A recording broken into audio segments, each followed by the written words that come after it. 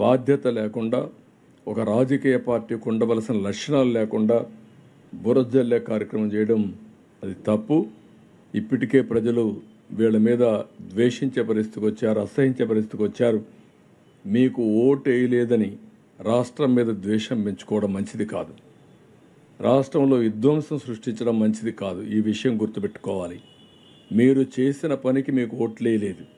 మీ అరాచకాలకి ఆ రోజు ప్రజలు తీర్పిచ్చారు. ఈరోజు ఇలాంటి అరాచకాలు ఇంకా చేసి, విధ్వంసాలు చేసి, నేరాలు ఘోరాలు చేస్తే మిమ్మల్ని రాష్ట్రంలో కూడా ఉండేరు. ఇంట్లో నుంచి బయట కూడా రాలేరు. గుర్తుపెట్టుకోండి. ప్రజా జీవితాలతో ఆడుకోవద్దండి. మీరు చేసిన తప్పుడు పనుల వల్ల కొన్ని లక్షల మంది నాశనం అయిపోయారు. 1,40,000 కుటుంబాలు ఈరోజు ఇళ్లలోకి నీళ్ళొచ్చి సర్వస్వాన్ని కోల్పోయారు. ఇంకొక పక్క 2,50,000 మంది, దగ్గర 2 లక్షలు కాదు, 6,80,000 మంది, 7 లక్షల మంది ఒక వారం నుంచి ఒక మానసిక క్షోభ అనుభవిస్తున్నారు. ఇంట్లో నుంచి బయట రాలేరు, నీళ్లు లేవు, కరెంటు లేదు, ఇంకొక పక్క అన్ని ఇబ్బందులు, తినడానికి తిండి లేదు, పిల్లలకు మంచినీళ్ళు కూడా ఇవ్వలేకపోతున్నారు. అంటే ఎక్కడే పోతున్నాం ఇవన్నీ? నేను చాలా స్టోరీస్ చెప్పాను. కనీసం మానవతా దృక్పథం మీకు ఉండుంటే, నన్ను ఒక ఆయన అడిగాడు, మా పిల్లలకు మంచినీళ్ళు ఇవ్వలేకపోతున్నాను, ఆ మంచినీళ్ళు ఇప్పించమని అడిగాడు. నేను చాలా బాధపడ్డా.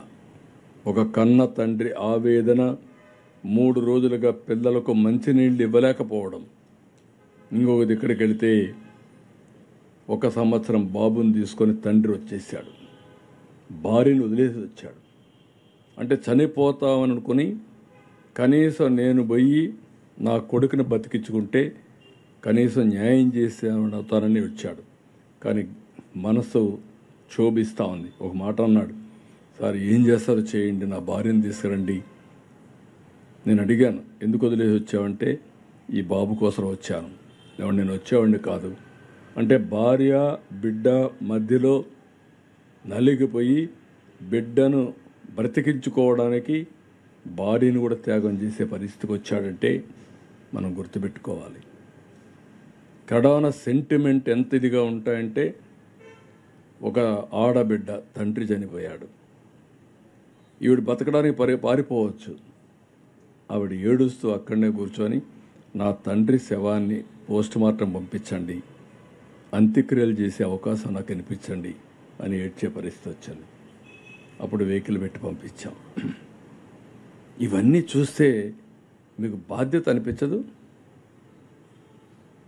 ఇంత దారుణంగా ఎవరొచ్చినా ఇంత పెద్ద క్రైసిస్ చేస్తే, నేను సాయంత్రం పోతే పబ్లిక్ వాళ్ళ హ్యాపీనెస్ కానీ నా మీద ఉండే నమ్మకంతో పరిగెత్తా వస్తే దండం పెట్టి, కాదు పనులున్నాయి, ముందు నీళ్ళని పోవాల్సిన అవసరం ఉంది, దయచేసి నాకు దారి ఇవ్వండి అని చెప్పి దండం పెట్టి వచ్చాను. అది వాళ్ళ యొక్క బాధ్యత, వాళ్ళు ఇచ్చే ఒక నమ్మకం.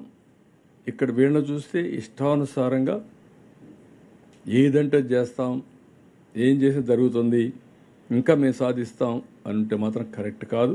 దీన్ని చాలా తీవ్రంగా ఖండిస్తున్నా, గర్హిస్తున్నా. ఇది